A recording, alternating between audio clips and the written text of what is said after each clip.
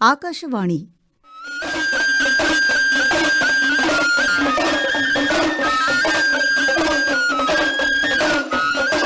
ಜನಪದ ಕ್ಷೇತ್ರದಲ್ಲಿ ಹೆಸರು ಮಾಡಿದ ಕುಪ್ಪಂ ದ್ರಾವಿಡ ವಿಶ್ವವಿದ್ಯಾಲಯದ ಡೀನ್ ಪ್ರೊಫೆಸರ್ ಎಂಎನ್ ವೆಂಕಟೇಶ್ ಇವರೊಂದಿಗೆ ಸಂವಾದ.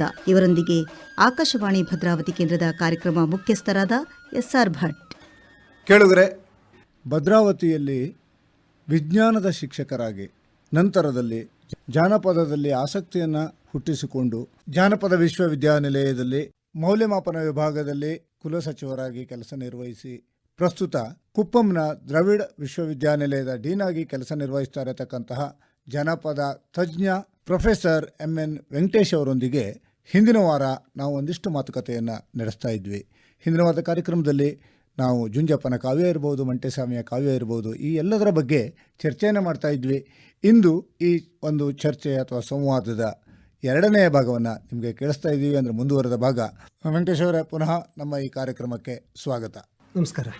ಈಗ ನಮ್ಮ ಕೇಳುಗರಿಗೆ ಹೇಳಬೇಕು, ಜನಪದ ಮಹಾಕಾವ್ಯ ಬಹಳಷ್ಟಿದೆ. ಈ ಜನಪದ ಮಹಾಕಾವ್ಯಗಳನ್ನು ರಚಿಸಿದಂತಹ ನಮ್ಮ ಜಾನಪದರು ನಿಜಕ್ಕೂ ಕೂಡ ಶ್ಲಾಘನೀಯರು. ಇವರು ಒಂದು ರೀತಿಯಲ್ಲಿ ತಮ್ಮ ಎಲ್ಲ ಜೀವನಾನುಭವಗಳನ್ನು ಕಟ್ಟಿಕೊಡ್ತಾರೆ ಅಂತ ಅನಿಸುತ್ತಲ್ವಾ? ಅಲ್ಲಿಂದನೇ ಪ್ರಾರಂಭ ಮಾಡೋಣ. ಒಂದು ಸಮುದಾಯ, ಒಂದು ನಂಬಿಕೆ, ಆಚಾರ, ಸಂಪ್ರದಾಯ ಇವುಗಳನ್ನು ಹಿಡಿದಿಟ್ಕೊಳ್ಳುವಂಥ ಅದರ ಒಂದು ಎನ್ಸೈಕ್ಲೋಪೀಡಿಯಾ ಅಂತ ಹೇಳಿದ್ರೆ ಈ ಜನಪದ ಹಾಡುಗಾರರೇ ಆಗಿರ್ತಾರೆ. ಹೌದು, ಜನಪದ ಹಾಡುಗಳಲ್ಲಿ ಅಥವಾ ಜನಪದ ಕಥೆಗಳಲ್ಲಿ ನಾವು ಸಂಪ್ರದಾಯವನ್ನಷ್ಟೇ ನೋಡ್ದೇನೆ ಅವರ ಜೀವನ ಶೈಲಿಯನ್ನು ಕೂಡ ಅರ್ಥ ಮಾಡ್ಕೊಳ್ಳೋದಕ್ಕೆ ಸಾಧ್ಯ ಆಗುತ್ತಲ್ವಾ? ಅದೇ ರೀತಿ ಜನಪದರು ಕಟ್ಟಿಕೊಟ್ಟ ಕಾವ್ಯ ಜೀವನಾನುಭವಗಳನ್ನು ಸಾರುವುದಷ್ಟೇ ಅಲ್ಲ, ಜೀವನದ ಕ್ರಮಗಳನ್ನು, ಅಂದಿನ ಸ್ಥಿತಿಗಳನ್ನು ಅರ್ಥ ಮಾಡಿಸುತ್ತೆ ಮತ್ತು ನಮ್ಮ ಹಲವಾರು ತತ್ವೋಪದೇಶಗಳನ್ನು ಮಾಡುವಂಥ ಪ್ರಯತ್ನ ನಡೆಯುತ್ತೆ ಅನ್ನೋದನ್ನು ತಿಳಿಸೋ ಪ್ರಯತ್ನವನ್ನು ಈ ಕಾರ್ಯಕ್ರಮದಲ್ಲಿ ಮಾಡೋಣ. ವೆಂಕಟೇಶ್ ಅವರೇ, ಖಂಡಿತವಾಗಿ. ಮುಂಜಾನೆ ನಾನೆದ್ದು ಯಾರ್ಯಾರ ನೆನೆಯಲಿ ಎಳ್ಳು ಜೀರಿಗೆ ಬೆಳೆಯೋಳ ಅಂತ ಹೇಳ್ತೀವಿ. ಈ ಒಂದು ವಾಕ್ಯನೇ ನೋಡಿ, ಎಳ್ಳು ಜೀರಿಗೆನೇ ಯಾಕೆ ಹೇಳಬೇಕು? ಭೂಮಿ ತಾಯಿಯನ್ನು ನಾನು ನೆನಿತೀನಿ ಅಂತ ಹೇಳ್ಬೇಕಾದ್ರೆ ಭತ್ತ, ಅಡಿಕೆ, ಕಾಫಿ ತುಂಬ ದುಡ್ಡು ಕೊಡುವಂಥದ್ದನ್ನು ಬೆಳೆಯುವಂಥದ್ದನ್ನು ಹೇಳ್ಬೋದಾಗಿತ್ತು. ಆದರೆ ಎಳ್ಳು ಮತ್ತು ಜೀರಿಗೆನ ಹೇಳ್ತಾರೆ. ಯಾಕೆ ಅಂತ ಹೇಳಂದರೆ, ಮದುವೆ ದಿವಸ ತಲೆ ಮೇಲ್ಗಡೆಗೆ ಹಾಕೋದು ಜೀರಿಗೆ, ಬೆಲ್ಲ ಜೀರಿಗೆ ಹಾಕ್ತಾರೆ. ಅದೇ ಸಾವಿನ ಸಂದರ್ಭದಲ್ಲಿ ಬಳಸುವಂಥದ್ದು ಎಳ್ಳು. ಅಂದರೆ ಹುಟ್ಟಿನಿಂದ ಸಾವಿನವರೆಗೆ ನಡೆಯುವಂಥ ಎಲ್ಲ ಜೀವನದ ಘಟನೆಗಳಲ್ಲೂ ನಮ್ಮೊಂದಿಗೆ ಇರೋದು ಯಾರು ಅಂತ ಹೇಳಿದ್ರೆ ನಮ್ಮ ಭೂಮಿ ತಾಯಿಯಾಗಿ ನಮ್ಮನ್ನು ಸಲಹುವಂಥದ್ದು. ಈ ತರಹದ ಅಪರೂಪದ ಮಾತುಗಳನ್ನ ಹೇಳ್ತಾರೆ. ಹಾಗೆಯೇ ನಮ್ಮ ಗಾದೆಗಳು ನೋಡಿ, ಭರಣಿ ಮಳೆಗೆ ಬೀಜ ಬಿತ್ತು ಅಂತಾರೆ. ಹೌದು. ಭೂಮಿ ಹುಣ್ಣಿಮೆ ದಿವಸ ಹೊಸ ಕದ್ರು ತೊಗೊಂಡು ಬಾ ಅಂತಾರೆ. ಇದು ಹೇಗೆ ನಮ್ಮ ಯೂನಿವರ್ಸಿಟಿಗಳಲ್ಲಿ ಇವತ್ತಿನ ದಿವಸ ಸೆಮಿಸ್ಟ್ರಿಂದ ಫಸ್ಟ್ ಡೇಟು ಎಕ್ಸಾಮ್ ಡೇಟನ್ನು ಫಿಕ್ಸ್ ಮಾಡ್ತೀವಲ್ಲ, ಆ ಥರ ತಾನೆ. ಹೌದು, ಇದೊಂದು ಅಕಾಡೆಮಿಕ್ ಕ್ಯಾಲೆಂಡ್ರನ್ನು ಸಿದ್ಧ ಮಾಡುವಂಥದ್ದು ವೃತ್ತಿಗೆ. ಯಾಕೆಂತ ಹೇಳಿದ್ರೆ ಇಲ್ಲಿ ಯುಗಾದಿ ಆದ ಕೂಡಲೇ ಅಶ್ವಿನಿ, ಭರಣಿ ಎರಡನೇ ಮಳೆ ನಕ್ಷತ್ರ ಅದು ಬಂದಾಗ ತುಂತುರು ಮಳೆ ಹನಿಗಳು ಬೀಳ್ತವೆ. ನೆಲವನ್ನು ಉತ್ತು 7 ಸಾರಿ ಉಳುಮೆ ಮಾಡಬೇಕು ಅಂತ ಹೇಳ್ತಾರೆ. ಆ ರೀತಿ ಉತ್ತು ನೆಲವನ್ನು ಹಸನು ಮಾಡಿಕೊಂಡ್ರೆ ಕರೆಕ್ಟಾಗಿ ಕಾಲಕ್ಕೆ ಮಳೆ ಸರಿಯಾಗಿ ಬಂತು ಅಂತ ಹೇಳಂದರೆ ಅದಕ್ಕೆ ಹಾಕಬೇಕಾದ ಗೊಬ್ಬರ ಮತ್ತು ಬೀಜ ಇತ್ಯಾದಿಗಳನ್ನು ಕರೆಕ್ಟಾಗಿ ಹಾಕಿದರೆ ಆವಾಗ ಭೂಮಿ ಹುಣ್ಣಿಮೆ ಹೊತ್ತಿಗೆ ಮೊದಲನೇ ಕದ್ರು ಬಂದಿರುತ್ತೆ. ದೀಪಾವಳಿಗಿಂತ 15 ದಿವಸ ಮೊದಲು ಹೊಸ ಕದ್ರನ್ನ ಮನೆಗೆ ತಂದು ಹಬ್ಬ ಮಾಡಬಹುದು ಅಂತ ಹೇಳೋದು. ದೀಪಾವಳಿ ಆದ ನಂತರ ಸುಗ್ಗಿಯ ಆಚರಣೆಗಳಾಗ್ತವೆ. ಇದರ ಮಧ್ಯದಲ್ಲೇ ಮನೆ ಮಗ ಉಂಡಷ್ಟು ಒಳ್ಳೆಯದು, ಮಗೆ ಮಳೆ ಬಂದಷ್ಟು ಒಳ್ಳೆಯದು ಅಂತ ಹೇಳುವಂಥ ಗಾಥೆಯನ್ನು ಹೇಳ್ತೀವಿ. ಯಾಕೆಂದರೆ ಆ ಸಂದರ್ಭದಲ್ಲಿ ಸಸಿಗಳು ನೆಲದಲ್ಲಿ ಊರಿ ಗಟ್ಟಿಯಾಗಿ ನಿಂತ್ಕೊಳ್ಳುವಂಥ ಕಾಲ. ಜೋರಾದ ಮಳೆ ಬಂದರೆ ಆ ಸಸಿಗಳನ್ನು ತೇಲ್ಕೊಂಡು ಹೋಗಲ್ಲ. 2 ದಿವಸ 3 ದಿವಸ ನೀರಲ್ಲಿ ನೆನೆದಿದ್ದರೂ ಕೂಡ, ಪ್ರವಾಹದಲ್ಲಿ ಮುಳುಗಿದ್ರೂ ಕೂಡ ಅವು ಬಲಿಷ್ಠವಾಗಿ ಬೆಳೀತವೆ. ಮಗೆ ಮಳೆ ಬರದೆ ಹೋದರೆ ಆ ವರ್ಷ ರೈತನಿಗೆ ಸಮಸ್ಯೆ ಗ್ಯಾರಂಟಿ. ಹಾಗಾಗಿ ಗಾದೆ ಮಾತುಗಳಲ್ಲಿ, ಈ ಒಗಟುಗಳಲ್ಲಿ ಅನೇಕ ಜ್ಞಾನದ ಅಂಶಗಳು ತುಂಬಿಕೊಂಡಿರ್ತವೆ. ಹಾಗಾಗಿ ಜನಪದ ಜ್ಞಾನ, ಅಲೆನ್ ಡೆಂಡೆಸ್ ಅವರು ಫೋಕ್ಲೋರ್ ಅನ್ನೋದನ್ನು ಎಕ್ಸ್ಪ್ಲೈನ್ ಮಾಡಬೇಕಾದ್ರೆ, folk means A group of minimum 2, at least 2 with 1 common characteristic ಅಂತ ಹೇಳ್ತಾರೆ. ಲೋರ್ ಈಸ್ ದೇರ್ ನಾಲೆಡ್ಜ್ ಅಂತ ಹೇಳ್ತಾರೆ. ಅಂದರೆ ಜನಪದರ ಜ್ಞಾನ. ಕಾಸರಗೋಡಿನ ಹತ್ರಕ್ಕೆ ಬಾವಿ ತೋಡ್ತಾರೆ. ಬಾವಿ ತೋಡ್ಬೇಕಾದ್ರೆ ಒಂದು ಕಾನ್ಸೆಪ್ಟ್, ಸಾಮಾನ್ಯವಾಗಿ ಅಂಡರ್ ವಾಟರ್ ಎಲ್ಲಿರುತ್ತೆ ಅಂತ ಹೇಳೋದ್ರೆ ಐಡೆಂಟಿಫೈ ಮಾಡೋದು. ಅದಕ್ಕೆ ಅನೇಕ ಮೆಥಡ್ಗಳಿದೆ. ವೈ ಆಕಾರದ ಮರದ ಟೊಂಗೆಯನ್ನು ಇಟ್ಕೊಂಡು ನೋಡ್ತಾರೆ, ಇಲ್ಲ ಅಂತ ಹೇಳಂದರೆ ತೆಂಗಿನಕಾಯಿನ ಇಟ್ಕೊಂಡು ನೋಡ್ತಾರೆ. ಬೇರೆ ಬೇರೆ ರೀತಿಯಲ್ಲಿ ಜಿಯಾಲಜಿಸ್ಟ್ಗಳು ಮಾಡರ್ನಾಗಿ ನೋಡೋದಕ್ಕೂ, ಹಳ್ಳಿಗರು ನೋಡೋದಕ್ಕೂ, ಹಳ್ಳಿಗರದ್ದು ಎಷ್ಟೋ ಸಾರಿ ಪರ್ಫೆಕ್ಷನ್ ಕೂಡ ಇರುತ್ತೆ ಅಂತ ಹೇಳ್ತಾರೆ. ಒಂದು ಹುತ್ತದಿಂದ ಇನ್ನೊಂದು ಹುತ್ತಕ್ಕೆ ಹಾಲು ಮರ ಇರೋದನ್ನು ನೋಡ್ತಾರೆ. ಈ ಥರದ ಜ್ಞಾನಗಳಿರ್ತವೆ ಅಂತ. ಆದರೂ ಬಾವಿ ತೋಡಿದಾಗ ಒಂದು ವೇಳೆ ನೀರು ಬರದೇ ಇರಬಹುದು. ಯಾಕೆಂತ ಹೇಳಿದ್ರೆ ಒಂದು ಅರ್ಧ ಅಡಿ ಅಥವಾ ಒಂದು ಮಾರು ದೂರ ಆಯಿತು ಅಂತ ಹೇಳಿದ್ರು ಕೂಡ ನೀರಿನ ಸೆಲೆ ತಪ್ಪುವಂಥ ಸಾಧ್ಯತೆ ಇರ್ಬೋದು. ಆವಾಗ ಸಾಕಷ್ಟು ಆಳಕ್ಕೆ ಹೋದ ನಂತರ ಸುರಂಗದ ರೀತಿಯಲ್ಲಿ ಅಡ್ಡ ಕರ್ಕೊಂಡು ಹೋಗ್ತಾರೆ. ಇದನ್ನು ಪಾತಾಳ ಬಾವಿಗಳು ಅಂತೇಳಿ ಹೇಳ್ತಾರೆ. ಇದು ಎಷ್ಟು ವಿಚಿತ್ರವಾದಂಥ, ಆದರೆ ವಿಶಿಷ್ಟವಾದಂಥ ಒಂದು ಜ್ಞಾನ. ಯಾಕೆಂತ ಹೇಳಿದ್ರೆ ಈ ಥರದ ಒಂದು ಜ್ಞಾನ ಇದ್ದಾಗ ರೈತ ಸೋಲಾಗುವಂಥ ಸಾಧ್ಯತೆಗಳು ಇರೋದಿಲ್ಲ. ಹಾವೇರಿನಲ್ಲಿ ಮಿಶ್ರ ಬೆಳೆ ಪದ್ಧತಿಯನ್ನು ಮಾಡ್ತಾರೆ. ಯಾಕೆಂದರೆ ಹಾವೇರಿ ಅತ್ಲಾಗಿ ಬಯಲುಸೀಮೆನೂ ಅಲ್ಲ, ಇತ್ಲಾಗ ಮಲೆನಾಡು ಅಲ್ಲ. ಯಾಕೆಂದರೆ ಅದು ಮುಂಡಗೋಡಿನ ನಂತರ ಸ್ವಲ್ಪ ಮಳೆ ಬೀಳ್ತಾ ಇರೋಂಥ ಜಾಗ ಶಿಗ್ಗಾವಿ ಅದರ ಹತ್ರಕ್ಕೆ, ಆದರೆ ಅಲ್ಲಿಂದ ಮುಂದಕ್ಕೆ ಭದ್ರಾವತಿ ಇದ್ದಾಗೆ ಮಳೆ ಅಲ್ಲಿರೋ ರೈತರು ಏನು ಮಾಡ್ತಾರೆ ಅಂತ ಹೇಳಿದ್ರೆ, ಗದ್ದೆ ಹೂಟಿ ಮಾಡಿ ಬೀಜ ಹಾಕಬೇಕಾದ್ರೆ 2 ಸಾಲುಗಳನ್ನು ಹಾಕ್ತಾರೆ. ಒಂದು ಭತ್ತದ ಸಾಲು, ಇನ್ನೊಂದು ಜೋಳದ ಸಾಲು ಹಾಕ್ತಾರೆ. ಮಳೆ ಸರಿಯಾಗಿ ಬಂತ ಜೋಳನ ಕಳೆ ರೀತಿಯಲ್ಲಿ ಕಿತ್ತಾಕ್ತಾರೆ. ಇಲ್ಲ ಅಂತೇಳಂದ್ರೆ ಜೋಳನ ಉಳಿಸ್ಕೋತಾರೆ, ಭತ್ತನ ಕಳೆ ರೀತಿ ಕಿತ್ತಾಕ್ತಾರೆ. ಅಂದರೆ ಅವರಿಗೆ ಮಾಡುವ ಕೆಲಸ ಒಂದೇ ಸಾರಿ ಮಾಡಿದರೂ ಕೂಡ 2 ಆಪ್ಷನ್ ಇರುತ್ತೆ. ಮಿಶ್ರ ಬೆಳೆ ಪದ್ಧತಿ ಅಂತ ಹೇಳ್ತೀವಿ. ಅಂದರೆ ಜನಪದರು ಇಂಥ ಜ್ಞಾನಗಳನ್ನು ನಾವು ಐಡೆಂಟಿಫೈ ಮಾಡಬೇಕಲ್ಲ. ಆದರೆ ಇಲ್ಲಿ ಎಲ್ಲೋ ಒಂದು ಸಮಸ್ಯೆ ಆಗಿದೆ ಏನೋ ಅಂತ ಅನಿಸುತ್ತೆ ವೆಂಕಟೇಶ್ವರ. ಏನು ಅಂತಂದರೆ ಇವರು ಯಾರು ಇದನ್ನು ಬರೆದಿಟ್ಟಿಲ್ಲ. ಯಾಕೆಂದರೆ ಮೂಲತಃ ಇವರು ಅನಕ್ಷರಸ್ಥರು. ಹಾಗಾಗಿಯೇ ಇವರ ಜನಪದ ಸಾಹಿತ್ಯವನ್ನು ನಾವು ಹೆಚ್ಚು ಕ್ರೋಢೀಕರಿಸಬೇಕಾಗುತ್ತೆ. ಮತಿಘಟ್ಟ ಕೃಷ್ಣಮೂರ್ತಿಯವರಾಗಲಿ, ಕಾರಕರು ಅವರಾಗಲಿ, ಅಥವಾ ಮಧುರ ಚೆನ್ನ ಆಗಲಿ, ಹಲಸಂಗಿ ಗೆಳೆಯರಾಗಲಿ, ಇವ್ರುಗಳೆಲ್ಲರೂ ಕೂಡ ಆ ಕಾಲದಲ್ಲಿ ಸಾಕಷ್ಟು ಸಂಗ್ರಹ ಮಾಡಿದರು. ಅವುಗಳನ್ನೇ ನಾವು ಇವತ್ತಿನ ದಿವಸ ಮತ್ತೆ ಮತ್ತೆ ಹೇಳ್ತಾ ಇದ್ದೀವಿ. ಹೊಸ ಸಂಗ್ರಹಗಳಿಗಿಂತ ಹಳೆ ಸಂಗ್ರಹಗಳಿಗೆ ಇವತ್ತು ಹೆಚ್ಚು ಮಾನ್ಯತೆ ಇರೋದು. ಅವುಗಳಲ್ಲಿ ಈ ಜನಪದ ಜ್ಞಾನ ಅಡಗಿದೆ. ಆದರೆ ಅದನ್ನು ಡಿಕೋಡಿಂಗ್ ಮಾಡೋದಿದೆಯಲ್ಲ, ಅದು ಬಹಳ ಕಷ್ಟ ಆಗಿದೆ. ಯಾಕೆಂದರೆ ಅನೇಕ ಸಂದರ್ಭಗಳಲ್ಲಿ ಅವು ಕೋಡಿಂಗ್ ಆಗಿದೆ. ಅವುಗಳು ಯಾವುದೋ ಒಂದು ಅನುಭವದ ನೆಲೆಯಲ್ಲಿ, ಒಂದು ತಲೆಮಾರಿನ ಅನುಭವದ ನೆಲೆಯಲ್ಲಿ ಅವುಗಳು ನುಡಿಗಟ್ಟುಗಳು ಬಂದಿದ್ದಾವೆ. ಅವುಗಳು ಕಾಲಾಂತರದಲ್ಲಿ ಸಂದರ್ಭ ಮಿಸ್ ಆಗಿದೆ. ಉದಾಹರಣೆಗೆ ಬೀಸುವ ಹಾಡುಗಳು ಅಂತ ಹೇಳ್ತೀವಿ. ಇವತ್ತಿನ ದಿವಸ ಮಿಕ್ಸಿ ಬಂದ ಮೇಲೆ ಬೀಸೋ ಕಲ್ಲೇ ಇಲ್ಲ. ಬೀಸೋ ಕಲ್ಲೇ ಇಲ್ಲದೆ ಇದ್ದಾಗ ತವರನ್ನ ನೆನೆಸ್ಕೊಂಡು ಹಾಡುವಂಥ ಹಾಡುಗಳಿದ್ದಾವಲ್ಲ, ತಿರುಪತಿಗಳು, ಅವುಗಳ ಸಾಲುಗಳು ಕೂಡ ಇವತ್ತಿನ ದಿವಸ ಮರೆಯಾಗ್ತವೆ. ಯಾಕೆಂತ ಹೇಳಿದ್ರೆ ಆ ಬೀಸೆ ಕಲ್ಲಿದ್ದಿದ್ರೆ ಆ ನೋವನ್ನು ಮರೆಯೋದಕ್ಕೆ, ಆ ಕಷ್ಟವನ್ನು ಮರೆಯೋದಕ್ಕೆ, ಏಕತಾನತೆಯನ್ನು ಮರೆಯೋದಕ್ಕೆ ಹಾಡುಗಳನ್ನು ಹಾಡ್ಕೊಂಡು ಬರೋದಕ್ಕೆ ಸಾಧ್ಯ ಇತ್ತು. ಇದು ಕಾಂಟೆಕ್ಸ್ಟಲ್ಲಿ ಆಗ್ತಾ ಇರುವಂಥ. ಆನಂತರ ಈಗ ಅಷ್ಟೇ ಜೋಗುಳದ ಹಾಡುಗಳು ನಿಂತು ಹೋಯಿತು. ಯಾಕೆಂತಾರೆ 2 ಜನರು ಈಗ ವರ್ಕಿಂಗ್ ಕಪಲ್ಸ್ ಇರೋದ್ರಿಂದ, ಮಕ್ಕಳನ್ನು ಎಬ್ಬಿಸಿ ತಯಾರಿ ಮಾಡೋದಕ್ಕೂ ಸಮಯದ ಅಭಾವ ಇರೋದ್ರಿಂದ ಜೋಗುಳದ ಹಾಡು ನಿಂತೋಯ್ತು. ಮದುವೆಗಳು ವಿಜೃಂಭಣೆಯಿಂದ ನಡೆಯುವಂಥ ಸಮಯದಲ್ಲಿ ಸೋಬಾನೆ ಹಾಡುಗಳು ನಿಂತೋಯ್ತು. ಹೀಗೆ ಎಲ್ಲ ಕಳೆದು ಹೋಗ್ತಾ ಹೋದರೆ ಮುಂದೆ ಏನು ಕತೆ ವೆಂಕಟೇಶ್ವರ? ಸಮುದಾಯ ತನ್ನ ಮೇಲೆ ಒಂದು ಪ್ರೇರೇಪಣೆಯನ್ನು ಇಟ್ಕೊಂಡಿರುತ್ತೆ. ಯಾವಾಗಲೂ ಕೂಡ ತನಗೆ ಏನು ಅಗತ್ಯ ಇದೆಯೋ ಅದನ್ನು ಕಳೆದೋಗ್ಲಿಕ್ಕೆ ಬಿಡೋದಿಲ್ಲ. ಈ ಪ್ರದರ್ಶನ ಕಲೆಗಳಲ್ಲೂ ಕೂಡ 2 ರೀತಿ ಇರುತ್ತೆ. ಒಂದು ರಿಚುವಲ್ ಪರ್ಫಾರ್ಮೆನ್ಸಸ್ಸು, ಇನ್ನೊಂದು ನರೇಟಿವ್ ಪರ್ಫಾರ್ಮೆನ್ಸು. ಜೊತೆಯಲ್ಲಿ ರಿಚುವಲ್ ಪರ್ಫಾರ್ಮೆನ್ಸಸ್ಗೆ ಪ್ಯಾರಲಲ್ ಆಗಿ ಸೆಕ್ಯುಲರ್ ಪರ್ಫಾರ್ಮೆನ್ಸಸ್ ಕೂಡ ಇರ್ತವೆ, ಸಾಮಾಜಿಕವಾಗಿ ಆಗುವಂಥದ್ದು. ಈ ಸಾಮಾಜಿಕ ಪರ್ಫಾರ್ಮೆನ್ಸ್ಗಳು ಜನತೆಗಳಿಗೆ, ಪರ್ಟಿಕ್ಯುಲರ್ ಆಗಿ ಯಾರು ವೀಕ್ಷಕರು ಪ್ರೇಕ್ಷಕರು ಇರ್ತಾರೋ ಅವರ ಅಭಿರುಚಿಗೆ ತಕ್ಕಂತೆ ಬದಲಾವಣೆಗಳನ್ನು ಹೊಂದ್ತಾ ಹೋಗ್ಬೋದು. ಆದರೆ ರಿಚುವಲಿಸ್ಟಿಕ್ ಪರ್ಫಾರ್ಮೆನ್ಸಸ್ ಇರುತ್ತಲ್ಲ, ಅವುಗಳು ಸಾಮಾನ್ಯವಾಗಿ ಒಂದು ಫಿಕ್ಸಿಟಿಯನ್ನು ಹೊಂದಿರುತ್ತೆ. ಅದರಲ್ಲಿ ಬದಲಾವಣೆ ಅಂತ ಅನ್ನೋದು ತೀರಾ ಕಡಿಮೆ ಪರ್ಸೆಂಟೇಜ್ನಲ್ಲಿ ಆಗ್ತಾ ಇರುತ್ತೆ.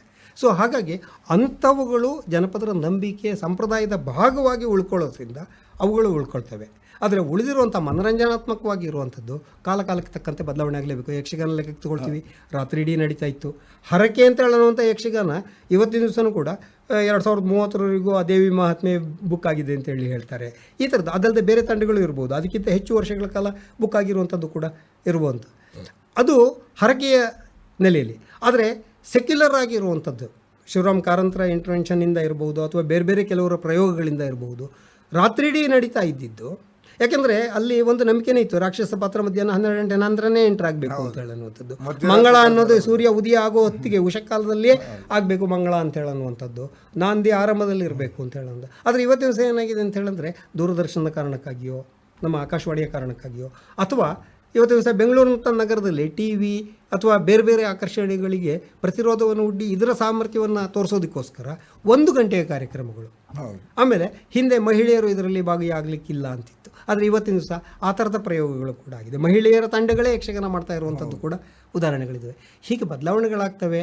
ಜನ ಅಧಿಕೃತವಾಗಿ ತಮಗೆ ಅವಶ್ಯಕತೆ ಇರೋದನ್ನು ಉಳಿಸ್ಕೊಳ್ತಾ ಹೋಗ್ತಾರೆ. ಯಾವುದು ಜನರ ಒಂದು ಉಪಯುಕ್ತತೆಗೆ ದೂರ ಆಗುತ್ತೆ ಅಂಥವುಗಳು ನಿಧಾನವಾಗಿ ನಶಿಸ್ತಾ ಹೋಗ್ತವೆ. ಯೂಸ್ ಆ್ಯಂಡ್ ಡಿಸ್ಯೂಸ್ ಥಿಯರಿ ಇದೆಯಲ್ಲ, ಅದು ಇಲ್ಲಿಯೂ ಕೂಡ ಅನಿವಾರ್ಯ. ಆದರೆ ಕೆಲವು ಪ್ರಯತ್ನಗಳನ್ನು ಮಾಡಲೇಬೇಕಾಗುತ್ತೆ. ದೊಡ್ಡಾಟ ಬಹಳ ಅದ್ಭುತವಾದಂಥ ಗಂಡು ಕಲೆ.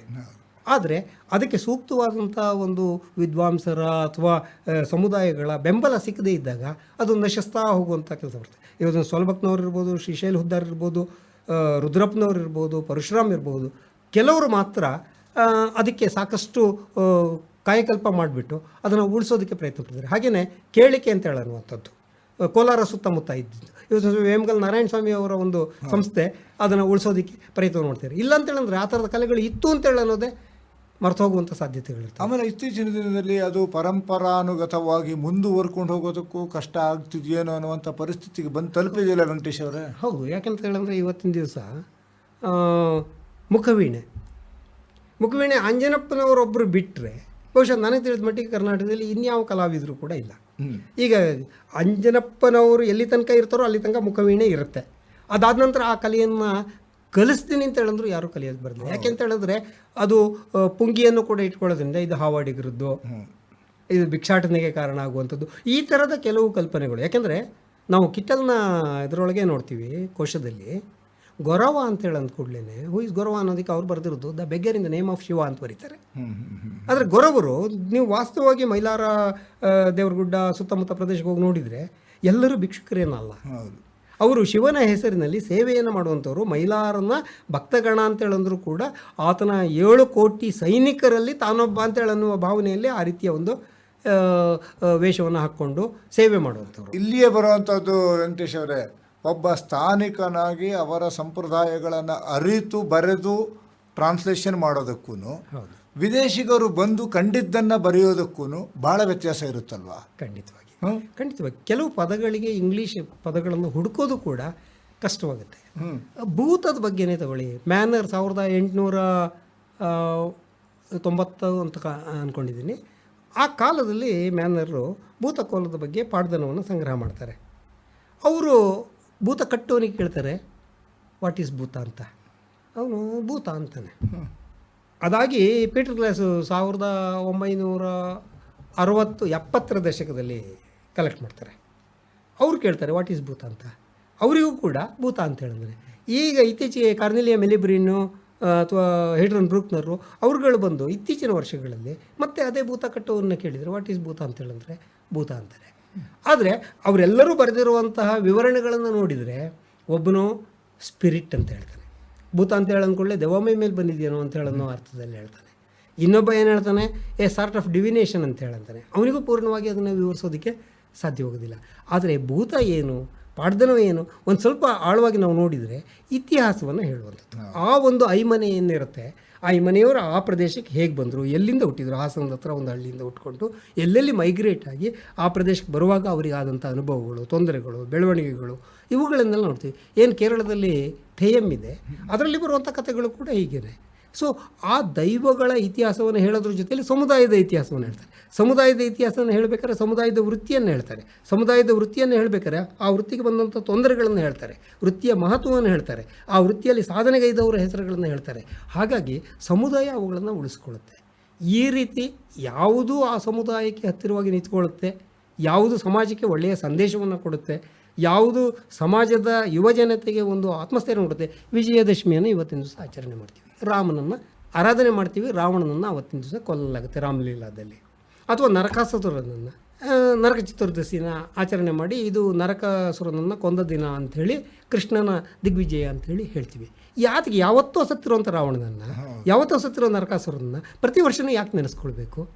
ಕಾರಣ ಇಷ್ಟೇ, ನಮ್ಮ ಯುವಜನತೆಯ ಎದೆಯೊಳಗೆ ಯಾವುದೋ ಒಂದು ಮೂಲೆಯಲ್ಲಿ ಸಣ್ಣ ರಾವಣ ಹುಟ್ಕೊಳ್ಬೋದು ಯಾವಾಗ, ಅವನನ್ನು ಕೊಲ್ಲಬೇಕು. ಅದು ಯುವಜನತೆಗೆ ಹೇಳೋದು ಹೇಗೆ? ಎಡ್ಯುಟೈನ್ಮೆಂಟ್, ಒಂದು ಮನೋರಂಜನೆ ಜೊತೆಯಲ್ಲಿ ಒಂದು ಶಿಕ್ಷಣ, ಎರಡನ್ನೂ ಕೊಡುವಂಥ ಮಹತ್ವದ ಕೆಲಸವನ್ನು ನಮ್ಮ ಜಾನಪದ ಮಾಡ್ತಾ ಇರುತ್ತೆ. ಹಾಗಾಗಿ ನಮ್ಮ ಹಬ್ಬ ಆಚರಣೆಗಳು ಮಹತ್ವವನ್ನು ಹೊಂದಿರುತ್ತೆ. ನಮ್ಮ ಜನಪದ ಹಾಡು ಗೀತೆಗಳಲ್ಲಿ ಈ ರೀತಿಯ ಸಂದೇಶಗಳಿರ್ತವೆ. ಅವುಗಳನ್ನು ನೋಡುವ, ತೆರೆಯುವ ಕಣ್ಣು ನಮ್ಮದಾಗಬೇಕೇ ಹೊರತು ಜಾನಪದ ಇದು ಯಾವುದಕ್ಕೂ ಉಪಯೋಗ ಇಲ್ಲ. ಜಿ.ಎಂ. ಪರಮಶಿವಯ್ಯ ಅವರಾಗಲಿ, BS ಗದಗಿಮಠ ಆಗಲಿ ಮೊಟ್ಟ ಮೊದಲ ಬಾರಿಗೆ PhDಗೆ ಈ ಸಬ್ಜೆಕ್ಟನ್ನು ಆರಿಸ್ಕೊಂಡಾಗ ಈ ಸಬ್ಜೆಕ್ಟನ್ನು ನೀವು ಆರಿಸ್ಕೊಳ್ತೀರಾ ಅಂತೇಳಿ ಅನ್ನುವಂಥ ಮಾತುಗಳನ್ನು ಕೂಡ ಕೇಳಿದರು ಅಂತ ಕೇಳ್ತೀವಿ ನಾವು. ಅದರ ಬಗ್ಗೆ ನೀವು ಏನಿದೆ ಅದರಲ್ಲಿ ಅಧ್ಯಯನ ಮಾಡುವಂಥದ್ದು ಅಂತ ಅಂದರೆ ಪಂಡಿತ ಪಾಮರರು ನೀಡಿದಂತಹ ಸಾಹಿತ್ಯವನ್ನು ಮಾತ್ರವೇ ಶುದ್ಧ ಸಾಹಿತ್ಯ ಅಂತ ಹೇಳೋದು. ಜನಾನುಭವ ತುಂಬಿಕೊಂಡ್ರು ಅಂತ ಹೃದಯದ ಅನುಭವವನ್ನು ಹೊಂದಿರೋದು. ಇವತ್ತು ಕುದುರೆಯ ತಂದೀವನಿ ಜೀನಾವ ಬಿಗಿದೀವನಿ ಬರಬೇಕು ತಂಗಿ ಮದುವೆಗೆ ಅಂತ ಹೇಳೋ ಹಾಡಿದೆಯಲ್ಲ, ಅದು ಎಂಥ ಅಣ್ಣ ತಂಗಿಯರ ಬಾಂಧವ್ಯವನ್ನು ಹೇಳುತ್ತೆ. ಜೊತೆಯಲ್ಲಿ ಗಂಡನ ಮನೆಯಲ್ಲಿ ಹಾಕಿರುವಂಥ ಕಷ್ಟ ಏನು ಅಂತ ಹೇಳಿ ಅನ್ನೋದನ್ನು ಕೂಡ ಹೇಳ್ತೀನಿ. ಅಂಗಳ ಗುಡಿಸೋರಿಲ್ಲ, ಗಂಗಳ ತೊಳೆಯೋರಿಲ್ಲ, ನಾ ಹೆಂಗೆ ಬರಲಿ ಮದುವೆಗೆ ಅಂತ ಹೇಳ್ತಾರೆ. ಆವಾಗ ಅಣ್ಣ ಏನು ಹೇಳ್ತಾನೆ, ಅಂಗಳಕ್ಕೆ ತೊತ್ತಿಡುವೆ, ಅಂದರೆ ಪಾತ್ರೆ ತೊಳೆಯೋಕ್ಕೆ, ಕಸ ಗುಡಿಸೋಕ್ಕೆ ನಾನು ಜನರನ್ನೇ ಇಡ್ತೀನಿ, ನೀನು ಬಾ ಅಂತ ಹೇಳ್ತಾರೆ. ಅಂದರೆ ಇವೆರಡೂ ಕೂಡ ಏನು ತೋರಿಸುತ್ತೆ ಅಂತ ಹೇಳಿದ್ರೆ ತವರು ಮನೆಯ ಹಂಬಲ ಮತ್ತು ಗಂಡನ ಮನೆಯ ಕೆಲಸದ ಜವಾಬ್ದಾರಿ, ಈ ಎರಡನ್ನೂ ಕೂಡ ತೋರಿಸುವಂಥದ್ದು. ಆಮೇಲೆ ಕೆರೆಗೆ ಹಾರದಂತಹದ್ದು ನಿಜಕ್ಕೂ ಕೂಡ ಮನಸ್ಸು ಬಿಡಿಯುವಂತಹ ಕಥೆಗಳು. ವೆಂಕಟೇಶ್ ಅವರು, ತಾವು ಮನ ಮಿಡಿಯುವಂಥ ಕತೆ ಅಂತಂದರೆ ಅದರ ಒಂದು ಸಣ್ಣ ತುಣುಕನ್ನು ನಾವು ಹಿಂದೆ ಪ್ರಸಾರ ಮಾಡಿದ್ದನ್ನು ನಮ್ಮ ಕೇಳುಗರಿಗೆ ಕೇಳಿಸಿದ್ರೆ ಕೆರೆಗೆ ಹಾರ ಹೇಗಿರುತ್ತೆ ಅನ್ನೋದನ್ನು ಕೂಡ ಅವರು ತಿಳ್ಕೊಬೋದು.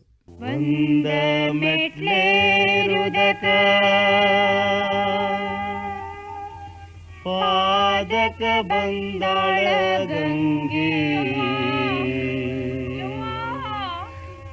ಎರಡ ಮೆಟ್ಲೇರುದಕ ಪಾದ ಮುಳುಗಿಸ್ಯಾಳ ಮೂರ ಮೆಟ್ಲೇರುದಕ ಮೊಳಕಾಲಿಗೆ ಬಂದಳ ಗಂಗಿ ನಾಕ ಮೆಟ್ಲೇರುದಕ ನಡುಮಾಟ ಬಂದಳ ಗಂಗಿ ಐದ ಮೆಟ್ಲೇರುದಕ ತುಂಬಿ ಹರಿದಾಳ ಗಂಗಿ ಐದ ಮೆಟ್ಲೇರುದಕ ತುಂಬಿ ಹರಿದಾಳ ಗಂಗಿ ಸಣಸೊಸಿ ಭಾಗೀರಥಿ ಕೆರೆಗಾರವಾದಳು ಸಣಸೊಸಿ ಭಾಗೀರಥಿ ಕೆರೆಗಾರವಾದಳು ಸಣಸೊಸಿ ಭಾಗೀರಥಿ ಕೆರೆಗಾರವಾದಳು. ನಮ್ಮ ಭಾಗವ್ವ ಗರದ್ ಗಂಗವ್ವ ಊರಿನ ಜನಕ್ಕಾಗಿ ಹಿಂಗ ಕೆರೆಗೆ ಹಾರಾದ್ಲು. ಇತ್ಲಾಗ ಹಿಂಗಾದ ರಾತ್ರಿ ಅತ್ಲಾಗ ದಂಡಿನಾಗಿದ್ದ ಗಂಡ ಮಹಾದೇವರಾಯಿಗ ಕೆಟ್ಟ ಕನಸೊಂದು ಬಿತ್ತು.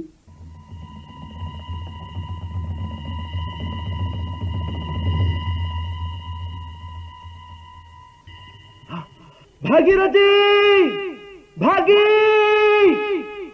ನಾ ಬಂದ್ಯ. ಹೌದು, ನೀ ಹೋದಲ್ಲೇ ನಿನ್ ಕೂಡ ನಾನು ಬರಬೇಕು. ಹೌದು, ಅಲ್ಲೇ ಬರಬೇಕು. ಬಂದ್ಯ ಭಾಗೀರಥಿ, ನಾನು ಬಂದ್ಯ.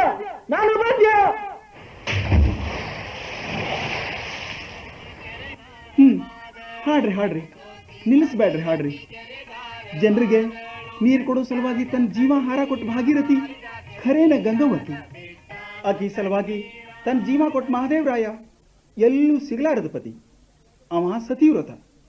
ಇಂಥ ತ್ಯಾಗದ ಕಥಿ, ಇಂಥ ಪ್ರೀತಿ ಕಥಿ ಎಲ್ಲ ಜನರ ಕಿವಿಗೆ ಯಾವಾಗಲೂ ಮುಟ್ತಾ ಇರಬೇಕು, ಅವ್ರ ಮನಸ್ಸಿಗೆ ತಟ್ತಾ ಇರಬೇಕು. ಅದಕ್ಕೆ ನಿಲ್ಲಿಸ್ಬೇಡ್ರಪ್ಪ ಮೇಳದವ್ರ. ಹೇಳ್ರಿ, ಹಂಗ ಹಾಡ್ರಿ, ಹಂಗ ಹಾಡ್ತಾನ ಇರ್ರಿ. ಕಲ್ಲನಕೇರಿ ಮಲ್ಲನಗೌಡ ಕೆರೆಯೊಂದ ಕಟ್ಟಸ್ಯಾನ ಕೆರೆ ಬಾ ಚಂದ ಹಾಡಿದ್ರಪ್ಪ. ಅಲ್ರಿ, ಇಷ್ಟೆಲ್ಲ ಕತಿ ಹಾಡಿದ್ರಲ್ಲ, ಆದ್ರ ಇದು ಯಾರ ತ್ಯಾಗ, ಯಾತಕ ತ್ಯಾಗ ಅದನ್ನ ಹೇಳಿಲ್ಲಲ್ಲ. ಇಲ್ಲಿ ಬಹಳ ಒಂದು ಪ್ರಶ್ನೆ ಬರುತ್ತೆ. ಕೆರೆ ಕಟ್ಟಿಸೋದು ಯಾವುದಾದ್ರೂ ಒಂದು ಜಾತಿ ಜನಕ್ಕ? ಎಲ್ಲ ಸಮುದಾಯದವರಿಗೂ ನೀರು ಬೇಕಾಗಿರುತ್ತೆ, ಎಲ್ಲ ಸಮುದಾಯದವರು ಬಳಸೋದಕ್ಕೆ ಆಗುವಂಥದ್ದು. ಆದರೆ ಆ ಮನೆ ಒಂದು ಕೆರೆಯನ್ನು ಕಟ್ಟಿಸಿದಾಗ ನೀರು ಬರದೇ ಇದ್ದಾಗ ಆ ಮನೆಯವರಿಗೆ, ಊರಿನವರಿಗೆ ಎಷ್ಟು ಸಂಕಟ ಆಗಿರುತ್ತೆ. ಅವತ್ತಿನ ದಿವಸ ನಂಬಿಕೆ, ಒಂದು ಹೆಣ್ಣು ಮಗಳನ್ನು ಬಲಿ ಕೊಟ್ಟರೆ ಅಂತ. ಇದು ಆಕಸ್ಮಿಕವಾಗಿ ಕಾಲು ಜಾರಿ ಕೆರೆಯಲ್ಲಿ ಬಿದ್ದಿದ್ದು ಅಂತ ಕೆಲವರು ಅದನ್ನು ಮತ್ತೆ ಸಾರಿಸಿ ಹೇಳಿಸುವ ಒಂದು ಪ್ರಯತ್ನವನ್ನು ಮಾಡ್ತಾರೆ. ಅದರ ತತ್ವವನ್ನು ನೋಡಬೇಕಲ್ಲ ವೆಂಕಟೇಶ್ ಅವರೇ. ಅಲ್ಲಿ ಏನಾಗುತ್ತೆ ಅಂದರೆ ಆಕೆಯ ಬಲಿದಾನ ಇದೆಯಲ್ಲ, ಅದು ಬಹಳ ಮುಖ್ಯವಾಗುತ್ತೆ. ಆ ಬಲಿದಾನವನ್ನು ನಮ್ಮ ಹಳ್ಳಿಗರು ಎಷ್ಟು ಚೆನ್ನಾಗಿ ಹಾಡಿ ಹೋಗಲಿದ್ದಾರೆ. ಸೊ ಅಂದರೆ ಆಕೆಯ ಬಲಿದಾನವನ್ನು ಗುರುತಿಸಿದ್ದಾರೆ ಜನ. ಆಕೆ ಗಂಗವ್ವನಾಗಿ ಪೂಜೆಗೊಳ್ಳುವ ಮಟ್ಟಕ್ಕೆ ಅವಳು ನಿಂತ್ಕೊಳ್ತಾಳೆ. ಅಂದರೆ ಆಕೆಯ ಬಲಿದಾನದಿಂದ ಇಡೀ ಊರಿಗೆ ಉದ್ಧಾರ ಆಯಿತು ಅಂತ ಹೇಳನ್ನುವಂಥ ಒಂದು ಅಂಶ. ಇಂತಹ ಕಥೆಗಳನ್ನು ನಾವು ಓದುವಾಗಲೇ ನಮ್ಮ ಹೃದಯವನ್ನು ತೆರೆದಿಟ್ಕೊಂಡು ಅದರ ವಿಶಾಲಾರ್ಥ ಏನು ಅಂತ ಹೇಳೋದನ್ನು ಗುರುತಿಸ್ಕೊಳ್ತಾ ಅಧ್ಯಯನ ಮಾಡ್ತಾ ಹೋಗ್ತೀವಿ. ಹೌದು, ಇತ್ತೀಚಿನ ದಿನದಲ್ಲಿ ಲಿಪ್ಸ್ಟಿಕ್ ಯುಗ ಬಂದಿದೆ. ಆದರೂ ಕೂಡ ನಮ್ಮ ತಾಯಿ ಆ ಕಾಲದಲ್ಲಿ ನಮ್ಮ ಮಗುವಿನ ತುಟಿಯನ್ನು ಹವಳದ ತುಟಿ ಅಂತ ಹೇಳಿದ್ದಿದೆಯಲ್ಲ ವೆಂಕಟೇಶ್ ಅವರೇ, ಇದು ನಮ್ಮ ಜನಪದ ಸಾಹಿತ್ಯ ಹೇಗಿತ್ತು ಅನ್ನೋದನ್ನು ತೋರಿಸುತ್ತೆ. ಅದು ಅಳುವ ಕಂದನ ತುಟಿಯು ಹವಳದ ಕುಡಿಯಂಗ. ಇದು ನಾವು ಮಗುವಿನ ತುಟಿಯನ್ನು ವರ್ಣನೆ ಮಾಡುವಾಗ್ಲೂ ಕೂಡ ಒಬ್ಬ ತಾಯಿ ಯಾವ ರೀತಿಯಲ್ಲಿ ಸಾಹಿತ್ಯವನ್ನು ಬಳಸ್ತಾ ಇದ್ಲು ಅನ್ನೋದು ಮತ್ತೆ ಅದರ ಮುಂದಿನ ತ್ರಿಪದಿನೇ ಇನ್ನೂ ಬಹಳ ಮುಖ್ಯವಾದದ್ದು. ಅತ್ತಾರೆ ಅಳಲಮ್ಮ ಈ ಕಂದ ನಮಗಿರಲಿ, ಹೌದು ಕೆಟ್ಟಾರೆ ಕೆಡಲಿ ಮನೆ ಕೆಲಸ. ಹೌದು. ಯಾಕೆ ಅಂತ ಹೇಳಂದ್ರೆ ಮಗು ಅಳುತ್ತೆ ಅಂತೇಳಿ ಇವತ್ತಿನ ದಿವಸ ನಾವು ಒಬ್ಬ ದಾದಿನ ಅಪಾಯಿಂಟ್ ಮಾಡ್ಕೊಳ್ಳೋದು, ಇಲ್ಲ ಅಂತ ಹೇಳಂದ್ರೆ ಚೈಲ್ಡ್ ಕೇರ್ ಸೆಂಟ್ರಿಗೆ ಬಿಡೋದು, ನಮ್ಮ ಕೆಲಸ ಮಾಡಲಿಕ್ಕಾಗಲ್ಲ ಅಂತ. ಅದು ತಪ್ಪು ಅಂತ ಹೇಳಲ್ಲ, ಇವತ್ತಿನ ಪರಿಸ್ಥಿತಿಗೆ ಅನುಗುಣವಾಗಿ ಆಗಿರುವಂಥ ಬದಲಾವಣೆಗಳು. ಆದರೆ ಜನಪದರ ತಾಯಿ ಆಕೆ ಅಂದ್ಕೊಳ್ಳೋದೇನು, ಅಳಲಿ ಮಗು, ಆಯಿತು ಅದನ್ನು ಸಮಾಧಾನ ಮಾಡೋದು ನನ್ನ ಕೆಲಸ ನಾನು ಮಾಡ್ತೀನಿ, ಇವತ್ತೊಂದು ದಿವಸ ನನ್ನ ಕೆಲಸ ಕೆಟ್ಟರೂ ಕೂಡ ಪರವಾಗಿಲ್ಲ ಆಮೇಲೆ ಮಾಡ್ಕೊಳ್ತೀನಿ ಅನ್ನುವಂಥ ವಿಶಾಲವಾದ ಮನಸ್ಸು. ಅಂದ್ರೆ ಮುಂದಿನ ಜನಾಂಗಕ್ಕೆ ತಾಯಿ ಕೊಡತಕ್ಕಂಥ ಒಂದು ಸಂದೇಶವೂ ಕೂಡ ಇದೆಯಲ್ವಾ ಇದರಲ್ಲಿ? ಖಂಡಿತವಾಗಿ ಇದೆ, ಖಂಡಿತ. ಅದು ತಾಯಿ ಇರಲಿ ತಂದೆ ಇರಲಿ, ನೀವು ಭಾಗ್ಯದ ಬಳೆಗಾರ ಅಂತ ತವರು ಮನೆಯನ್ನು ನೆನೆಸ್ಕೊಳ್ಳೋ ಅಂತ ಹಾಡಿರಬಹುದು. ನೀನು ಒಂದ್ಸಾರಿ ಬಂದು ನನ್ನ ತವರು ಮನೆಯ ಬಗ್ಗೆ ಒಂದು ಹೆಣ್ಣು ಜೀವ ಯಾವ ರೀತಿಯಲ್ಲಿ ಮಿಡಿಯುತ್ತೆ ಅನ್ನೋದನ್ನು ಕೂಡ ಹಾಡಿನಲ್ಲಿ ತಿಳಿಸ್ತಾರೆ ಅವರು. ತವರು ಯಾವ ರೀತಿ ಒಂದು ಕುಡಿ ಹಾಗೆ ಹಬ್ಬಲಿ ಅಂತೇಳಿ ಹಾರೈಸ್ತಾಳಲ್ಲ, ಅಂದರೆ ತವರು ಮನೆ ಆಕೆಗೆ ಅಷ್ಟು ಅಂದರೆ ಭಾವನಾತ್ಮಕವಾದಂಥ ಸಂಬಂಧಗಳನ್ನು ಯಾವತ್ತೂ ಕೂಡ ಮರೆಯೋದಿಲ್ಲ. ಅವುಗಳೆಲ್ಲವೂ ಕೂಡ ಈ ಹಾಡುಗಳಲ್ಲಿ, ಈ ಜನಪದ ಸಾಹಿತ್ಯದಲ್ಲಿ ಪ್ರತಿಬಿಂಬಿತ ಆಗ್ತಾರೆ. ಇನ್ನು ಮಂಟೇಸ್ವಾಮಿ ಕಾವ್ಯದಲ್ಲಿ ಬರತಕ್ಕಂಥ ಹಾಡುಗಳು ಮೈ ರೋಮಾಂಚನಗೊಳಿಸುವಂಥದ್ದು ವೆಂಕಟೇಶ್ ಅವರೇ. ಇದರಲ್ಲಿ ವೈವಿಧ್ಯಮಯ ಕಥೆಗಳನ್ನು ಜನರಿಗೆ ತಲುಪಿಸುವಂಥ ಪ್ರಯತ್ನ ನಡೆಯುತ್ತೆ. ಮಂಟೇಸ್ವಾಮಿಯನ್ನೇ ಒಂದು ಹೀರೋನಾಗಿ ಮಾಡಿ ಹೇಳಿದಂಥ ಒಂದು ಕಥೆಯನ್ನು ನಾವು ಇದರಲ್ಲಿ ನೋಡ್ತೀವಿ. ಅದರ ನುಡಿಯನ್ನು ಒಂದು ಸಣ್ಣ ತುಣುಕನ್ನು ಕೇಳೋಣ. ದರ್ಯಾ ತಂದಂತ ನನ್ನ ಧರ್ಮಗುರು ಪರಂಜ್ಯೋತಿ ಸಿದ್ದಯ್ಯ ಸ್ವಾಮಿ ಬಲ್ಲಿಯ ಮಂಟೇರ ಲಿಂಗಯ್ಯ ನೀವೇ ಬಲ್ಲಿ 12 ಪಡಕಂಡು ಬಂದಂತ ಬಿರುದನ್ನು ಪಡಕಂಡು ಮಂಟೇಲಿಂಗು ಮಡವಾಳ ಮಾಚಪ್ಪನ ಉಬ್ಬೆ ಒಳಗೆ ಗುರುವೆ 12 ಬಾವಿ ಒಳಗೆ ಆಕಾಶ ಪಡದು ಭೂಮತಾಯಿಯ ಪಡದು ಅಲ್ಲದೆ ನನ್ನಪ್ಪ ಪಾತಾಳ ಲೋಕದಲ್ಲಿ ಪಾದಪೂಜೆ ಆಗುವಂಥ ರಾಜಬಪ್ಪನಪುರದಲ್ಲಿ ನೆಲಮಳೆಗೆ ಸೇರುತ್ತಾರೆ ವೇಕಂಗಿ ಧರ್ಮ ಗುರುವೇ ಸಿದ್ದಯ್ಯ ಸ್ವಾಮಿ ಬಲ್ಲಿ. ಇನ್ನು ನಿಮ್ಮದೇ ಆದಂಥ ಸಂಶೋಧನೆ ಮಂಟೇಸ್ವಾಮಿ ಇರ್ಬೋದು ಮತ್ತು ಮೈಲಾರಲಿಂಗನ ಬಗ್ಗೆ ಹೇಳೋದಿದ್ರೆ, ಯಾಕೆಂತಂದರೆ ಒಂದು ಸಂಶೋಧನೆ ಮಾಡುವಂಥ ಸಮಯದಲ್ಲಿ ಕತೆಗಳನ್ನು ಹುಡುಕುವಂತಹ ಒಂದು ಪ್ರಕ್ರಿಯೆಯಲ್ಲಿ ಒಬ್ಬ ಸಂಶೋಧಕ ಏನೆಲ್ಲ ತೊಂದರೆಯನ್ನು ಅನುಭವಿಸ್ತಾನೆ ಅನ್ನೋದನ್ನು ನಮ್ಮ ಕೇಳಿದ್ರು ತಿಳಿಸ್ಬೇಕು. ಕತೆಗಳನ್ನು ಹುಡುಕೋದಿದೆಯಲ್ಲ ಅದು ಬಹಳ ಕಷ್ಟದ ಕೆಲಸ. ಆಮೇಲೆ ಒಬ್ಬ ಕತೆಗಾರ ಅಂತ ಹೇಳಿದ್ಕೊಳ್ಳಿ ನಾನು ಹಾಡು ಹೇಳ್ತೀನಿ ಅಂತ ಹೇಳೋಂಥವ್ರ ಸಂಖ್ಯೆ ಇರುತ್ತೆ. ಆದರೆ ನಾವು ಮೂಲವನ್ನು ನೋಡ್ತಾ ಹೋದಾಗ ಎಷ್ಟೋ ಸಂದರ್ಭಗಳಲ್ಲಿ ಏನಾಗಿರುತ್ತೆ ಅಂದರೆ ಮೂಲ ಹಾಡುಗಾರರು ಎದುರುಗಡೆ ಬರೋದೇ ಇಲ್ಲ. ಅವರ ಕೆಲವು ಮಟ್ಟುಗಳನ್ನು ಕೇಳಿಕೊಂಡು ಅವುಗಳನ್ನೇ ಬಹಳ ವೈಭವೀಕರಿಸಿ ಹಾಡುವಂಥ ಹಾಡುಗಾರರೇ ಇವತ್ತಿನ ದಿವಸ ಅನೇಕ ಸಂದರ್ಭಗಳಲ್ಲಿ ಜನಪ್ರಿಯ ಗಾಯಕರಾಗಿಬಿಟ್ಟಿರ್ತಾರೆ, ಜನಪ್ರಿಯ ಹಾಡುಗಳಾಗಿರ್ತವೆ, ಜನಪದ ಹಾಡುಗಳಾಗಿರೋದಿಲ್ಲ. ನಾನು ಗೊಲ್ಲರ ಹಟ್ಟಿಗಳಿಗೆ ಹೋಗ್ತಾ ಇದ್ದೆ. ಸುಮಾರು 175 ಹಟ್ಟಿಗಳನ್ನು ನಾನು ಸಂದರ್ಶನ ಮಾಡಿದ್ದೇನೆ. ಅಲ್ಲಿ ಅವ್ರುಗಳಿಗೆ ಒಂದು ಚಿಕ್ಕ ಟೇಪ್ ರೆಕಾರ್ಡನ್ನು ಇಟ್ಟು ಹಾಡಿ ಅಂತ ಹೇಳಂದು ಅವ್ರುಗಳಿಗೆ ಒಂದು ಸ್ವಲ್ಪ ಆತ್ಮವಿಶ್ವಾಸ ಬರಬೇಕು ಫಸ್ಟು ಹೇಳಲಿಕ್ಕೆ. ಯಾಕೆಂದರೆ ನಮ್ಮ ಹಾಡನ್ನ ಇವ್ರು ಯಾಕೆ ಕೇಳ್ತಾರೆ, ನಂಬಿಕೆ ಬಹಳ ಮುಖ್ಯ. ಮೊದಲು ನಾನು ಕೂಡ ಅದೇ ಗೊಲ್ಲರ ಕಮ್ಯುನಿಟಿಯವನು ಅಂತ ಅನ್ಕೋತಾರೆ. ಆಮೇಲೆ ಇವನು ಬ್ರಾಹ್ಮಣನು, ಇವನು ಬೇರೆ ಯಾವ ಜಾತಿಯವನು, ಒಂದು ಅನುಮಾನಗಳು ಕೂಡ ಇರುತ್ತೆ. ಅವನ್ನೆಲ್ಲ ಮೀರಿ ಅವರೊಂದಿಗೆ ಒಂದು ಸಂಪರ್ಕ ಬೆಳೆಸ್ಕೊಳ್ಳೋದಿದೆಯಲ್ಲ, ಜನಪದ ಕ್ಷೇತ್ರ ಕಾರ್ಯ ಬಹಳ ದೊಡ್ಡ ಸವಾಲು. ಆದರೆ ಈ ಥರದ್ದನ್ನು ಮಾಡಿದಾಗ ನನಗೆ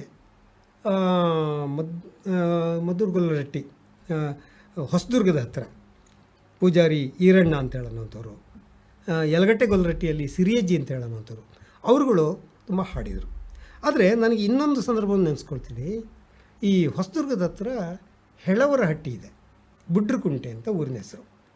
ಅಲ್ಲಿಗೆ ನಾನು ಮೊದಲನೇ ಸಾರಿ ಹೋದಾಗ ಅಲ್ಲಿ ಸಣ್ಣ ಹನುಮಪ್ಪ ಅಂತೇಳಿ ಒಬ್ಬ ಹಾಡುಗಾರ ಇದ್ದಾನೆ ಅನ್ನೋದು ಗೊತ್ತಾಯಿತು. ಅವನ ಹತ್ರ ಹೋದೆ, ಕೂತ್ಕೊಂಡೆ. ಹನುಮಂತಯ್ಯ ಅಂತ ಇನ್ನೊಬ್ಬ ಹಾಡುಗಾರ, ಎಲ್ಲ ಮಾತಾಡಿದೆ.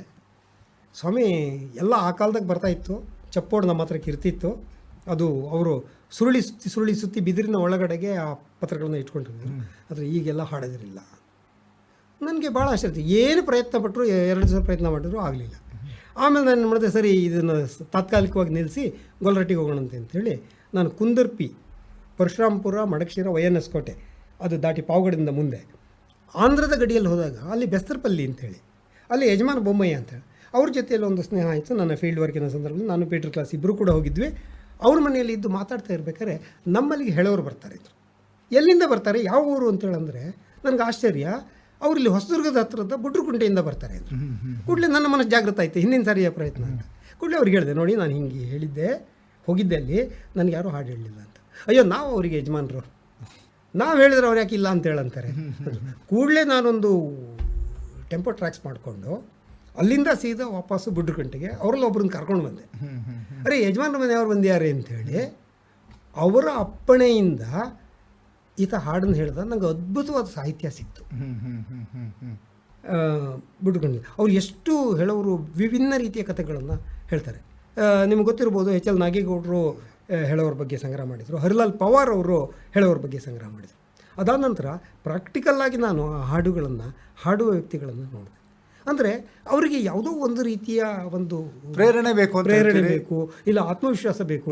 ಇವ್ರು ಏನು ಮಾಡ್ತಾರೋ ಅಂತ ಹೇಳೋಣ. ಯಾಕೆಂತ ಹೇಳಿದ್ರೆ ಅವರಿಗೆ ತಿಳುವಳಿಕೆಯ ಕೊರತೆನೋ ಅಥವಾ ಈ ಹಿಂದೆ ಆಗಿರುವಂಥ ಮೋಸಗಳು. ಸೊ ಹಾಗಾಗಿ ಅವರು ಸ್ವಲ್ಪ ಗಾಬರಿಯಲ್ಲಿರ್ತಾರೆ. ಇತ್ತೀಚಿನ ದಿನಗಳಲ್ಲಿ ಟಿ ವಿ, ಆಕಾಶವಾಣಿ ಇವುಗಳಿಂದ ಅವರಿಗೊಂದಿಷ್ಟು ವಿಚಾರಗಳು ಅರ್ಥ ಆಗ್ತಾ ಇದೆ, ಪುಸ್ತಕಗಳನ್ನು ನೋಡ್ತಾರೆ. ನಾನು ಪೂಜಾರಿ ಈರಣ್ಣನ ಬಗ್ಗೆ ಒಂದು ಪುಸ್ತಕವನ್ನು ಬರೆದಾಗ ಕುವೆಂಪು ಯೂನಿವರ್ಸಿಟಿ ಆ ಪುಸ್ತಕವನ್ನು ಪ್ರಕಟ ಮಾಡ್ತು. ನಾನು ಅದರ ಒಂದು ಪ್ರತಿಯನ್ನು ತೊಗೊಂಡೋಗಿ ಈರಣ್ಣವ್ರಿಗೆ ಕೊಟ್ಟೆ. ಸುಮಾರು 8 ವರ್ಷಗಳ ನಂತರ ಇನ್ನೊಮ್ಮೆ ನಾನು ಹೊಸದುರ್ಗದ ಕಡೆಯಿಂದ ನಮ್ಮ ಊರಿಗೆ ಅಂತ ಬರ್ತಾಯಿದ್ದೆ ಆಂಧ್ರದಿಂದ. ಅವಾಗ ಈರಣ್ಣ ಹೇಗಿದ್ದಾರೆ ನೋಡೋಣಂತೆ ಅಂತೇಳಿ ಅವರು ನೋಡೋಕ್ಕೆ ಅಂತ ಹೋದೆ. ಗದ್ದೆ ಒಳಗಡೆ ಅವರು ಹೋಗ್ಲಾಕ್ಕೊಂಡಿದ್ರು, ಅಲ್ಲಿ ಮಲ್ಕೊಂಡಿದ್ರು. ಸೀದಾ ಹೋದ್ಕೊಳ್ಳಿ, ಓ ವೆಂಕಟೇಶ ಸ್ವಾಮಿ ಅವರು ಬಂದ್ರಿ ಅಂದರು. ಅಂದ್ಬಿಟ್ಟು ಅಂಗಿ ಒಳಗಡೆ ಕೈ ಹಾಕಿ ಒಳಗಡೆಯಿಂದ ಪುಸ್ತಕ ತೆಗೆದು ಹೊರಗಡೆ ಕೊಟ್ಟರು. ನೋಡಿದ್ರು ಅವರು ಆ ಪುಸ್ತಕವನ್ನು ನಾನು ಕೊಟ್ಟ ದಿವಸದಿಂದ ಅವರು ಬಕ್ಸದೊಳಗೆ ಇಟ್ಕೊಂಡಿದ್ರು. ಪರವಾಗಿಲ್ಲ, ಎಷ್ಟು ಸಾರಿ ಓದಿದ್ದೀರಿ ನೀವು? ನಂಗೆಲ್ಲಿ ಬರ್ತಿತ್ತು ಓದೋಕ್ಕೆ. ಯಾರು ಬರ್ತಾರಲ್ಲ ಅವರಿಗೆ, ನೋಡ್ರಿ ನನ್ನ ಬಗ್ಗೆ ಒಂದು ಯೂನಿವರ್ಸಿಟಿ ಅವ್ರು ಏನೋ ಪುಸ್ತಕ ಬರೆದಿದ್ದಾರೆ ಅಂತ ತೋರಿಸ್ತೀನಿ. ಅಂದರೆ ಅವರಿಗೆ ಆ ರೀತಿಯ ಒಂದು ಅಭಿಮಾನ. ಕಾಳೇಗೌಡ ನಾಗವರರ ಕಾಲದಲ್ಲಿ ಜಿ ವಿ ಆನಂದಮೂರ್ತಿ ಅವರ ಸಹಯೋಗದಲ್ಲಿ ಗರಿಗಿದ್ರದ ನವಿಲು ಅಂತೇಳಿ ವಿವಿಧ ಪ್ರದೇಶಗಳಲ್ಲಿರುವಂಥ ಜನಪದ ಕಲಾವಿದರ ಬಗ್ಗೆ ಜಾನಪದ ಅಕಾಡೆಮಿ ಒಂದು ಪುಸ್ತಕವನ್ನು ತಂತು. ಗರಿಗಿದ್ರದ ವಿದ್ವಾಂಸರ ಬಗ್ಗೆ ಪುಸ್ತಕ ಬರೆಯೋದು ಬೇರೆ, ಜನಪದ ಕಲಾವಿದರ ಬಗ್ಗೆ ಈ ರೀತಿಯ ಲೇಖನ. ಆಮೇಲೆ ಅವರೆಲ್ಲರೂ ಕೂಡ ಎಲೆಮರೆಯ ಕಾಯಿ ಹಾಗೆ ಇರ್ತಾರೆ. ಅವರು ಪ್ರಸಿದ್ಧಿಗೂ ಕೂಡ ಬಂದಿರೋದಿಲ್ಲ ಎಷ್ಟೋ ಸಂದರ್ಭಗಳಲ್ಲಿ. ನಿಜ. ಆಮೇಲೆ ಅವರಿಗೆ ಪ್ರಸಿದ್ಧಿಗೆ ಬರಲಿಕ್ಕೆ 2 ಕಾರಣಗಳು ತೊಂದರೆ ಆಗ್ತವೆ. ಒಂದು, ಅವರಿಗೆ ಒಂದು ಒತ್ತಡ ಇರುತ್ತೆ, ಯಾವುದೋ ಒಂದು ಸಂಪ್ರದಾಯದ ಒಳಗೆ ಹಾಡಬೇಕು ಅಂತ ಹೇಳೋದು, ಮತ್ತು ಆ ಸಮಯದ ಮಿತಿಯಲ್ಲೇ ಹಾಡಬೇಕು, ಆ ಸಮಯದಲ್ಲೇ ಹಾಡಬೇಕು ಅನ್ನುವಂಥ ಒಂದು ರಿಸ್ಟ್ರಿಕ್ಷನ್ ಅನ್ನು ಹಾಕೋತಾರೆ. ಜುಂಜಪ್ಪನ ಹೊಳೆಗೆ ತೊಗೊಂಡು ಬರಲ್ ತನಕ ಬಾರಿ ನೋಡೋಣ ಜುಂಜಪ್ಪನ ಅಂಥೇಳಿ ಆತ ವೈಭವವನ್ನು ಹೊಗಳುವಂಥ, ಆತನ ರೂಪವನ್ನು ಹೊಗಳುವಂಥ ಹಾಡನ್ನು 3 ಗಂಟೆ ಹಾಡ್ತಾರೆ. ನಮ್ಮ ಟಿ ವಿ ಆಗಲಿ ಆಕಾಶವಾಣಿ ಆಗಲಿ 3 ಗಂಟೆ ಕಾಲ ಇದೊಂದೇ ಹಾಡನ್ನು ಅವಕಾಶ ನೀಡಲಿಕ್ಕೆ ಸಾಧ್ಯ ಇರೋದಿಲ್ಲ. ಇವರಿಗೇನು ವೈವಿಧ್ಯತೆ ಬೇಕು, ಸ್ಪೀಡ್ ಬೇಕು. ಸೊ ಬದಲಾವಣೆಗಳು. ಆಮೇಲೆ ಟೈಮ್ ಕನ್ಸಿಸ್ಟೆನ್ಸಿ ಇರುತ್ತೆ ಇಲ್ಲಿ. ಅದರ ಲಿಮಿಟ್ನಲ್ಲೇ ಕೂಡ ಒಂದು ಕಾರ್ಯಕ್ರಮವನ್ನು ಮಾಡಬೇಕಾಗುತ್ತೆ. ಹಿಂದಿನ ಕಾಲದ ಮದುವೆ ಅಂದರೆ 7 ದಿನದ ಮದುವೆ, ಆಮೇಲೆ 1 ತಿಂಗಳು ಮೊದಲೇನೇ ಅದು ಆರಂಭ ಆಗುತ್ತೆ. ಆಮೇಲೆ ಅದು ತವ್ರ ಮನೆಗೆ ಹೆಣ್ಣನ್ನು ಕರ್ಕೊಂಡು ಬರೋದು, ಮತ್ತು ತೊಟ್ಲು ತಿರುಗಿಸೋದು, ಅನೇಕ ಕಾರ್ಯಕ್ರಮಗಳಿರ್ತವೆ. ಅಂದರೆ ಮದುವೆ ಆದಮೇಲೂ 1 ತಿಂಗಳ ಕಾಲ ಕಾರ್ಯಕ್ರಮಗಳಿರ್ತವೆ. ಆವಾಗ ಎಲ್ಲ ಹಾಡುಗಳು ನಿಧಾನವಾಗಿ ಸಾಕೊಂಡು ಬರ್ತಿತ್ತು. ಈಗ ಆ ಸಾಧ್ಯತೆಗಳು, ಈಗ ಆ ಸಾಧ್ಯತೆಯೂ ಇಲ್ಲ, ಹಾಡುವವರು ಇಲ್ಲ, ಹಾಡುವವರ ಸಂಖ್ಯೆ ಕಡಿಮೆ. ಅದು ಒಂದು ರೀತಿಯಲ್ಲಿ ಆ ಒಂದು ಸಂಪ್ರದಾಯ, ಆ ಒಂದು ಜನಪದ ಶೈಲಿಯೂ ಕೂಡ ತನ್ನಿಂದ ತಾನಾಗಿ ಮರೆಯಾಗ್ತಾ ಇದೆ ಅಂತಲೇ ಹೇಳ್ಬೋದೇನೋ. ವೆಂಕಟೇಶ್ ಅವರೇ, ತಮ್ಮ ಹತ್ರ ಈಗ ಮೈಲಾರಲಿಂಗನ ಬಗ್ಗೆ ಒಂದಿಷ್ಟು ಮಾತನ್ನು ಕೇಳೋದಿತ್ತು, ಸಮಯದ ಅಭಾವ ಇರೋದರಿಂದ ಮುಂದಿನ ವಾರ ಇದನ್ನು ಮುಂದುವರಿಸೋಣ. ಇಲ್ಲಿ ಒಂದನ್ನು ನಮ್ಮ ಕೇಳೋರಿಗೆ ಹೇಳಬೇಕು, ಜನಪದ ಮರೆಯಾಗುತ್ತಿರುವ ಕಲೆಯಲ್ಲ, ಮುಂದಿನ ಜನಾಂಗಕ್ಕೆ ಕಟ್ಟಿಕೊಡಬೇಕಾದಂತಹ ಜೀವನದ ಕಲೆ ಅನ್ನೋದನ್ನು ತಿಳಿಸ್ತಾನೆ ವೆಂಕಟೇಶ್ ಅವರ. ಮುಂದಿನ ವಾರ ಪುನಃ ಇನ್ನೊಂದಿಷ್ಟು ವಿಷಯಗಳನ್ನು ನಾವು ಮಾತನಾಡೋಣ. ನಮಸ್ಕಾರ, ಧನ್ಯವಾದ. ನಮಸ್ಕಾರ.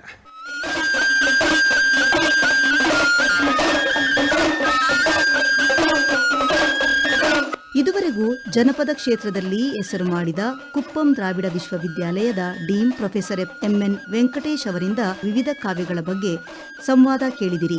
ಇವರೊಂದಿಗೆ ಆಕಾಶವಾಣಿ ಭದ್ರಾವತಿ ಕೇಂದ್ರದ ಕಾರ್ಯಕ್ರಮ ಮುಖ್ಯಸ್ಥರಾದ SR ಭಟ್. ಈ ಕಾರ್ಯಕ್ರಮದ ಮುಂದುವರೆದ ಭಾಗವನ್ನ ಮುಂದಿನ ವಾರ ಆಲಿಸಬಹುದು.